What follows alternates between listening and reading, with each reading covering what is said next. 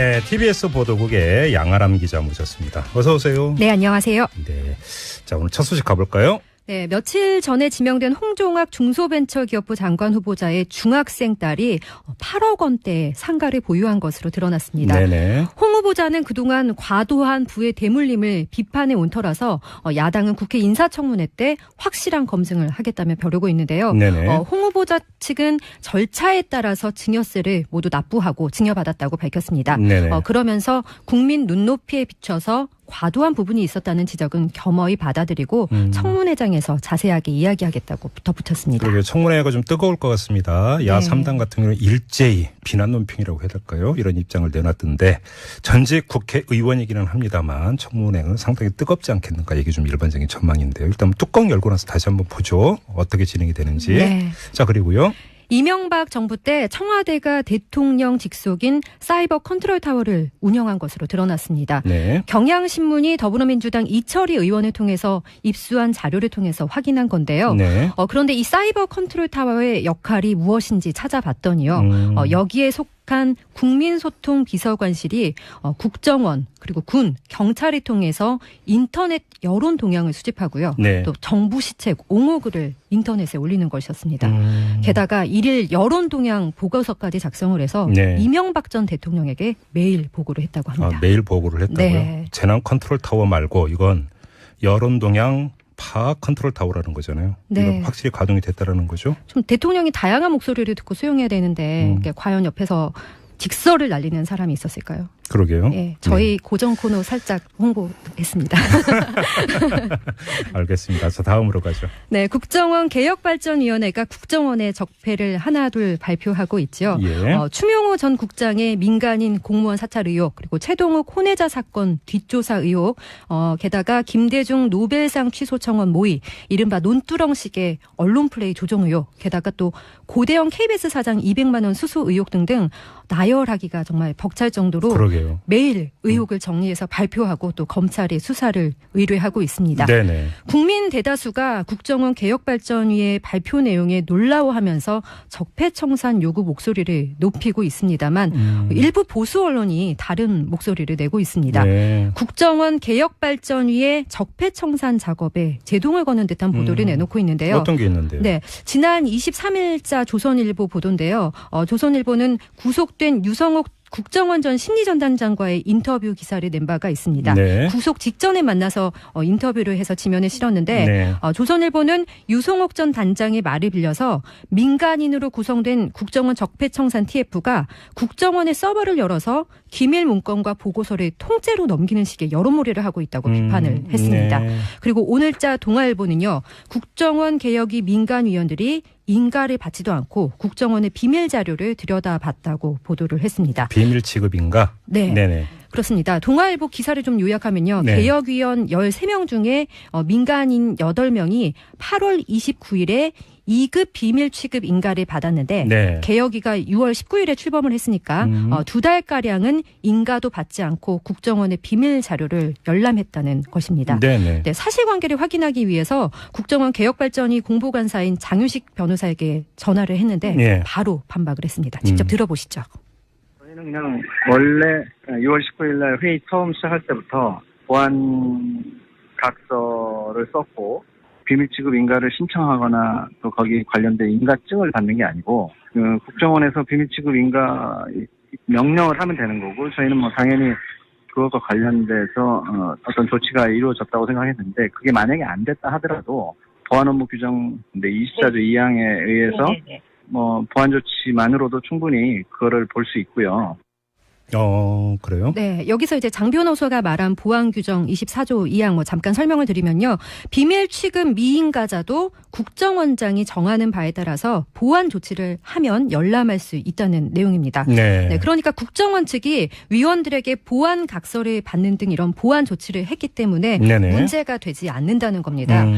또 정혜국 국정원 개혁발전위원장과도 통화를 한번 해봤는데요. 네. 정 위원장도 개혁위원들이 비밀 자료를 직접 보는 게 아니고 아니고 국정원 직원들로 구성된 적폐청산 TF가 조사를 해서 위원들에게 보고를 하는 거다. 원본은 보는 게 아니라는 얘기네요. 네. 그리고 아까 이제 조선일보 기사도 좀 배치가 됐는데 아까 네. 유성옥 전 단장은 민간인으로 이제 TF가 구성이 됐다고 그러게요. 했거든요. 네. 근데 TF에도 국정원 직원들도 있고 민간인도 있고 실제 이제 검색을 하는 사람은 국정원 직원이라고 직원들이다. 보시면 되겠습니다. 예. 그러니까 동아일보 기사는 사실 자체가 맞지 않다 이렇게 반박을 했습니다. 예. 게다가 또 장유식 변호사는 그 동아일보가 자료를 입수하는 경위가 조금 의아하다 이렇게 궁금해했는데요. 예. 다시 한번 말을 들어보시죠.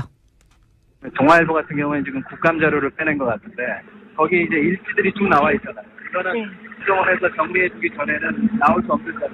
아마도 정보에 보고된 내용들을 누군가가 동아일보에 빼내준 거죠. 여기서 얘기는 일지가 뭐예요? 장 변호사가 말한 일지가 이제 동아일보 기사를 봐도 이제 표에 나와 있는데요. 네. 국정원 개혁위의 활동 일지입니다. 그러니까 개혁위가 활동한 날짜 그리고 열람한 자료 내역 등이 담긴 건데요. 예. 그러니까 이제 장 변호사의 주장을 좀 적극적으로 해석을 해보면 국정원 내에서 적폐청산에 좀 못마땅해 하는 누군가가 자료를 빼내서 전달한 거 아니냐. 뭐 이런 추측을 할 수 있습니다. 예. 개혁위는 국정원 측에 이 자료가 동아일보에 어떻게 들어가는지 경위를 파악해달라고 요청을 했다고 합니다. 한마디로 정리하면 지금 적폐청산 작업에 대해서 동의하지 않거나 불편해하는 그 누군가 내지 어떤 세력이 네. 국정원 개혁발전위원회에 대한 흔들기에 들어갔다. 이렇게 정리하면 되는 겁니까? 네, 한마디로 그렇습니다. 정리하면? 네, 그렇게 볼 수가 있겠습니다. 알겠습니다. 자, 또 어떤 소식 있나요? 네, 신안 선마을에서 학부모 3명이 좀 여교사를 집단 성폭행했던 사건 기억하시죠? 그렇죠. 큰 사건이었죠. 네, 네. 정말 무리를 일으켰었는데 네. 이들이 1심 재판에서 각각 징역 18년, 13년, 12년을 선고받았는데 네. 2심에서는 피해자와 합의를 했다면서 형량이 징역 10년, 8년, 7년 이렇게 낮아졌습니다. 감형이 됐군요. 네, 오히려 이제 처벌 수위가 낮아졌는데 네. 대법원이 2심에서 무죄 선고를 받은 일부 혐의에 대해서 다시 판단하라고 판결을 파기했습니다. 무죄 선고를 받았던 공모관계 혐의에 대해서 이제 가해자들이 인정을 하게 되면 형량은 더 늘어날 것으로 그러니까 이제 그 예측됩니다. 2심에서 이 형량이 깎인 게 일부 혐의에 대해서 무죄 판단을 했기 때문에 네, 형량이 그렇습니다. 깎였는데 그 2심의 무죄 판단 자체가 좀 문제가 있다. 네. 그러니까 다시 판단해 봐라. 그게 네, 바로 그 부분이 공모관계 혐의다 이런 거죠. 그렇습니다. 네. 자, 이게 국민적 공분을 샀던 이런 사건인데요. 대법원에서 이런 판단을 내렸고 이제 파기 환송심이 진행이 될 텐데 어떤 결과가 나올지 상당히 궁금해하는 국민들이 많을 것 같습니다. 자, 양아람 기자와 함께 뉴스 해부 진행을 하고 있는데요. 잠시 전하는 말씀 듣고 이어가도록 하죠. 양아람 기자와 함께 뉴스 해부 진행을 하고 있습니다. 자, 다음 소식 진행할까요? 네, 국회 법제사법위원장인 자유한국당 권성동 의원이 유남석 헌법재판소 재판관 후보자에 대한 인사청문회를 열지 않겠다고 밝혔습니다. 이건 또 무슨 얘기예요? 네, 문재인 대통령이 국회를 무시하는 상황에서 네. 청문회를 여는 것이 아무런 의미가 없다고 말을 했는데요. 네. 그러니까 청문회를 통해서 부적격 의견을 제시한다고 해도 대통령이 이를 받아들이지 않을 가능성이 크다고 이렇게 미리 생각을 한 겁니다. 네, 권 위원장은 유 후보자를 헌법재판관으로 요청하기 전에 대통령이 헌법재판소장으로 지명할지 여부를 먼저 밝혀야 한다고 이제 진짜 이유를 밝혔습니다. 근데 좀 납득하기 힘든 게 청문회법이라고 하는 게 있고 네. 청문회법에 따르면은 절차라고 하는 게 규정돼 있지 않습니까? 그러니까 그렇죠. 국회는 청문회를 진행을 하고 임명동의가 필요한 사안 같은 경우는 국회가 인준 표결을 하는 거고 아니면 청문경과 보고서 채택을 하거나 안 하거나 해서 네. 인사권자인 대통령이 최종 결정을 하도록 하는 게 국회 청문회법인데 네. 부적격 의견을 제시한다고 해도 대통령이 받아들이지 않을 가능성이 크니까 청문회를 열지 않겠다. 이건 청문회법에 정면으로 배치되는 이런 입장 아닌가요? 네. 그리고 국회를 무시한다고 했는데 이거 네. 국민을 무시하는 게 아닌가 싶어요. 그리고 예를 들어서 그것이 그러니까 대통령이 청문회 결과를 받아들이지 않는다라고 한다면 그건 국민적 평가에 맡길 문제 아닌가 싶은 생각이 좀 네. 드는데 원천적으로 청문회 자체를 보이콧한다? 이건 좀 아닌 것 같습니다. 자, 우리 애청자 여러분들의 판단에 맡기도록 하고요. 다음으로 가죠. 네, 자치경찰제가 도입됩니다. 정부가 문재인 대통령 주재로 열린 시도지사 간담회에서 이런 결정을 내렸는데요. 네. 현재 제주도가 자치경찰제를 시행 중이죠. 네. 현재 경찰 조직을 보면요. 국가직으로 일원화돼 있습니다. 이를 국가경찰과 자치경찰로 나눠서 국가경찰은 전국적인 치안에 대응하게 하고요. 자치경찰은 지역 특성이나 환경에 맞게 치안 서비스를 제공하게 한다는 것입니다. 네네. 네, 그러니까 국가경찰은 수사, 정보, 보안 뭐 이런 부분을 맡고 자치경찰은 교통이나 방범, 뭐 안정 뭐 이런 거를 맡게 한다는 건데 이제 지방 분권 차원에서죠. 네. 정부가 이렇게 지방 분권의 속도를 내고 있습니다. 오늘 문재인 대통령이 지방 분권 개헌을 추진하겠다고 밝혔는데요. 문 대통령은 전남 여수에서 열린 지방자치의 날 기념식에 참석해서 지방이 튼튼해야 나라가 튼튼해진다면서 제2국무회의를 제도화하고 또 자치 입법권, 자치 행정권, 자치 재정권, 자치 복지권 이렇게 4대 지방자치권을 헌법화하겠다 말을 했습니다. 특히 이제 재정 분권과 관련해서 이제 지자체에서는 관심이 많은데 국세와 지방세 비율을 7대 3으로 하고 또 장기적으로 봤을 때는 6대 4 수준까지 개선을 하겠다고 말했고요. 균형 발전 차원에서 혁신도시 사업을 강력하게 추진해서 지역 산업 경쟁력도 확보하겠다고 강조를 했습니다. 포인트는 이 지방분권 구상은 좋은데 이게 상당 부분이 헌법 개정이 돼야만 이게 이제 추진이 될 수 있는 이런 문제거든요.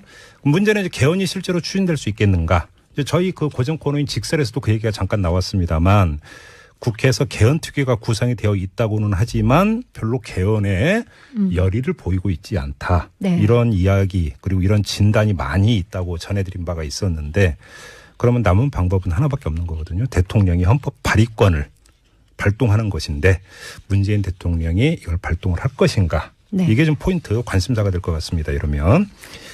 자, 또 어떤 소식이 있습니까? 자기 돈을 들여서 안전 장비를 사는 사람들이 있습니다. 소방관 말씀하시는 거죠.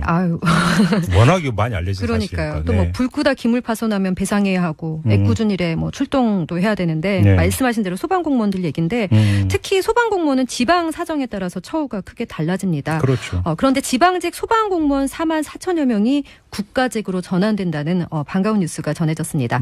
앞서 자치경찰제가 결정됐던 시도지사 간담회에서 이 부분이 역시 결정된 사안인데요.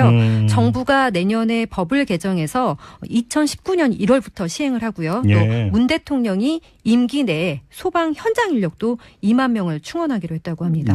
게다가 소방공무원 전문 치료시설, 치유시설을 만들고 소방공무원 수당도 신설을 한다고 하네요.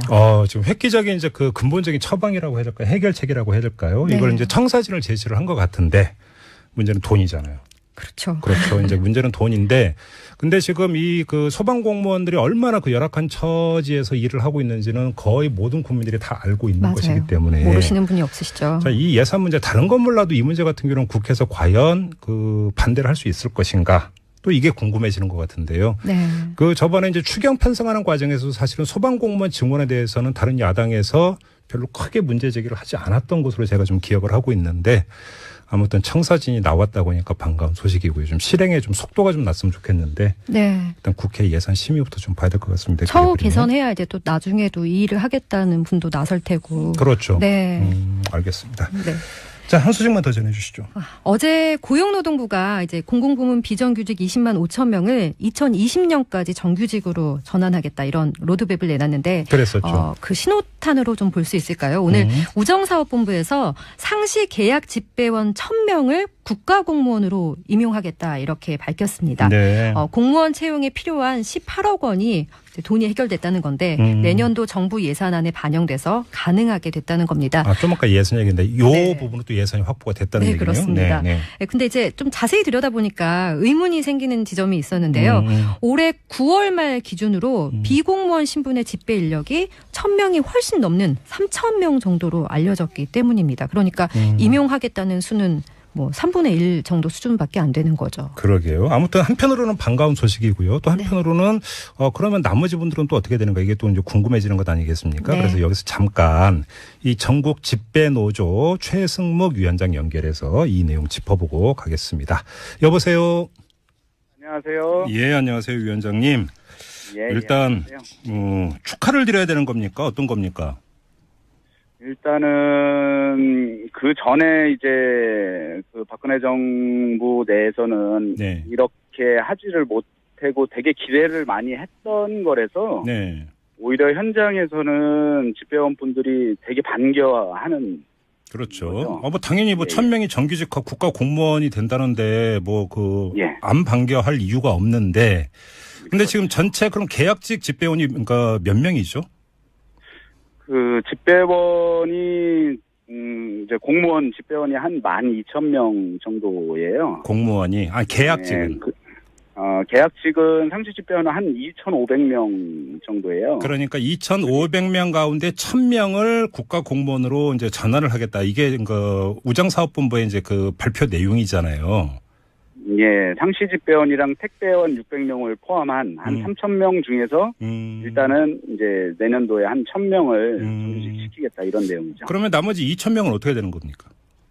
2,000명도 이제 단계적으로 이제 매년 진행을 한다라고 후속 조항이 있더라고요. 그러면 그 연차별로 단계적으로 진행해서 완전 그러면 국가 공무원화한다 이런 계획인가요? 장기적으로? 그렇게 진행이 돼야죠. 그래요? 요구할 거고요. 예. 그럼 뭐 그 환영 못할 이유는 전혀 없는 거잖아요. 그렇죠. 예. 그 어제 그 정부가 이 공공부문 비정규직 20만 5천 명을 2020년까지 정규직화한다 이제 발표를 했는데 그 일환이라고 보면 되는 겁니까? 그렇죠. 그에 발맞춰서 예. 우정사업본부 회원 또한 이제 비정규직에 대한 차별이 굉장히 만연했었거든요. 예. 그래서 이런 부분들이 정부 정책에 맞춰서 간다라고 생각이 듭니다.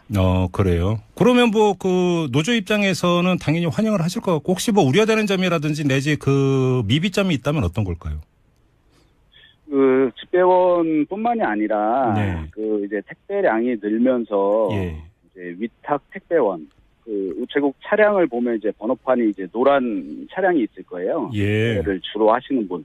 이분들은 또 특수고용 형태로 이제 근로자로 인정을 못 받고 있는 분들이거든요. 그리고 그 아파트 대규모 아파트 이제 집에서 이제 우편물을 받아서 그 아파트 단지의 우편물을 책임지시는 분들, 이분들이 이제 재택 집배원이라고 부르시는데, 무슨 그렇게 뭐 근무 형태가 이렇게 많아요. 업무가 이제 거의 똑같음에도 불구하고 노동자성으로 인정을 아예 못 받는 상황인 거예요. 그런 분들이 몇 명 정도 되는 거예요? 그 전체적으로는 소규모긴 한데 택배량이 늘면서 아니면은 이제 우편 물량이 늘면서 공무원 정원을 못 늘려가지고 아직도 이제 피해를 보고 계신 분들이죠. 그러면 아까 이 국가 공무원 전환 대상이 되는 사람 중에 한 600명 정도의 택배원도 있다고 말씀을 하셨는데. 그분들이랑 좀 틀려요. 그럼 또 다른 택배원인 거잖아요. 지금 위원장님 말씀은. 그렇죠. 그럼 택배원도 그러면 계약 형태에 따라서 여러 종류의 지금 택배원이 있다 이런 얘기잖아요. 그렇죠. 그래요? 예, 지금 말하는 그 택배원이라고 이제 정규직 전환에 포함된 택배원 분들은 이제 택배를 수거해오고 EMS를 이제 픽업 위주로 해오시는 분들이고, 이제 배달을 하시는 분들은 노동자로 인정을 못 받는. 그러니까 그 택배 물건을 수거하는 분들은 지금 우정사업본부의 이제 상시 계약직의 택배원이고, 그걸 배달하는 분들은 또 위탁 택배원 이렇게 돼 있다고요. 그렇죠. 그러면 근데 왜 그럼 위탁 택배원은 국가 공무원화 대상에서 빠진 걸까요? 일단은 노동자분들로 인정도 못 받는 상황이에요. 이게 도급 계약으로 해석을 하는 겁니까, 그러면? 그렇죠.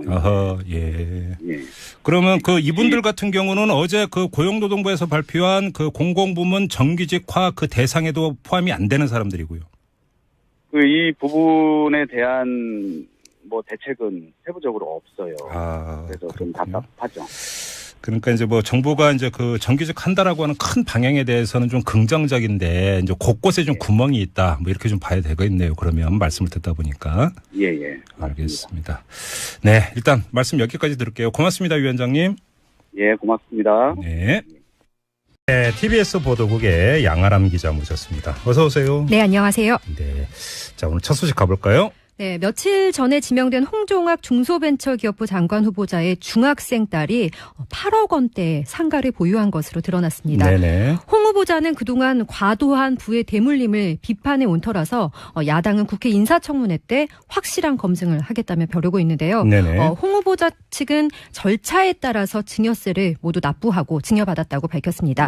그러면서 국민 눈높이에 비춰서 과도한 부분이 있었다는 지적은 겸허히 받아들이고 청문회장에서 자세하게 이야기하겠다고 덧붙였습니다. 그러게요. 청문회가 좀 뜨거울 것 같습니다. 야 3당 같은 경우는 일제히 비난 논평이라고 해야 될까요? 이런 입장을 내놨던데 전직 국회의원이기는 합니다만 청문회는 상당히 뜨겁지 않겠는가 이게 좀 일반적인 전망인데요. 일단 뚜껑 열고 나서 다시 한번 보죠. 어떻게 진행이 되는지. 네. 자, 그리고요. 이명박 정부 때 청와대가 대통령 직속인 사이버 컨트롤 타워를 운영한 것으로 드러났습니다. 네. 경향신문이 더불어민주당 이철희 의원을 통해서 입수한 자료를 통해서 확인한 건데요. 네. 그런데 이 사이버 컨트롤 타워의 역할이 무엇인지 찾아봤더니요. 여기에 속한 국민소통비서관실이 국정원 그리고 군, 경찰을 통해서 인터넷 여론 동향을 수집하고요. 네. 또 정부 시책, 옹호글을 인터넷에 올리는 것이었습니다. 게다가 일일 여론 동향 보고서까지 작성을 해서 네. 이명박 전 대통령에게 매일 보고를 했다고 합니다. 매일 보고를 했다고요? 네. 재난 컨트롤 타워 말고 이건 여론 동향 파악 컨트롤 타워라는 거잖아요. 네. 이거 확실히 가동이 됐다라는 거죠? 좀 대통령이 다양한 목소리를 듣고 수용해야 되는데 이게 과연 옆에서 직설을 날리는 사람이 있었을까요? 그러게요. 예, 저희 고정 코너 살짝 홍보했습니다. 알겠습니다. 자, 다음으로 가죠. 네, 국정원 개혁발전위원회가 국정원의 적폐를 하나둘 발표하고 있죠. 예. 추명호 전 국장의 민간인 공무원 사찰 의혹, 그리고 최동욱 혼외자 사건 뒷조사 의혹, 게다가 김대중 노벨상 취소 청원 모의, 이른바 논두렁식의 언론 플레이 조정 의혹, 게다가 또 고대영 KBS 사장 200만 원 수수 의혹 등등 나열하기가 정말 벅찰 정도로 그러게요. 매일 의혹을 정리해서 발표하고 또 검찰에 수사를 의뢰하고 있습니다. 네네. 국민 대다수가 국정원 개혁발전위의 발표 내용에 놀라워하면서 적폐청산 요구 목소리를 높이고 있습니다만 일부 보수 언론이 민간인 8명이 8월 29일에 2급 비밀 취급 인가를 받았는데 네. 개혁위가 6월 19일에 출범을 했으니까 2달가량은 인가도 받지 않고 국정원의 비밀 자료를 열람했다는 것입니다. 네네. 네, 사실관계를 확인하기 위해서 국정원 개혁발전위 공보관사인 장유식 변호사에게 전화를 했는데 예. 바로 반박을 했습니다. 직접 들어보시죠. 저희는 그냥 원래 6월 19일 날 회의 처음 시작할 때부터 보안 각서를 썼고 비밀 취급 인가를 신청하거나 또 거기 관련된 인가증을 받는 게 아니고 국정원에서 비밀 취급 인가 명령을 하면 되는 거고 저희는 뭐 당연히 그것과 관련돼서 어떤 조치가 이루어졌다고 생각했는데 그게 만약에 안 됐다 하더라도 보안 업무 규정 24조 2항에 다른 목소리를 내고 있습니다. 네. 국정원 개혁발전위의 적폐청산 작업에 제동을 거는 듯한 보도를 내놓고 있는데요. 어떤 게 있는데요? 네, 지난 23일자 조선일보 보도인데요. 조선일보는 구속된 유성옥 국정원 전 심리전단장과의 인터뷰 기사를 낸 바가 있습니다. 네. 구속 직전에 만나서 인터뷰를 해서 지면에 실었는데 네. 조선일보는 유성옥 전 단장의 말을 빌려서 민간인으로 구성된 국정원 적폐청산 TF가 국정원의 서버를 열어서 기밀 문건과 보고서를 통째로 넘기는 식의 여론몰이를 하고 있다고 비판을 했습니다. 네. 그리고 오늘자 동아일보는요. 국정원 개혁이 민간위원들이 인가를 받지도 않고 국정원의 비밀 자료를 들여다봤다고 보도를 했습니다. 비밀 취급인가? 네. 네네. 그렇습니다. 동아일보 기사를 좀 요약하면요. 네. 개혁위원 13명 중에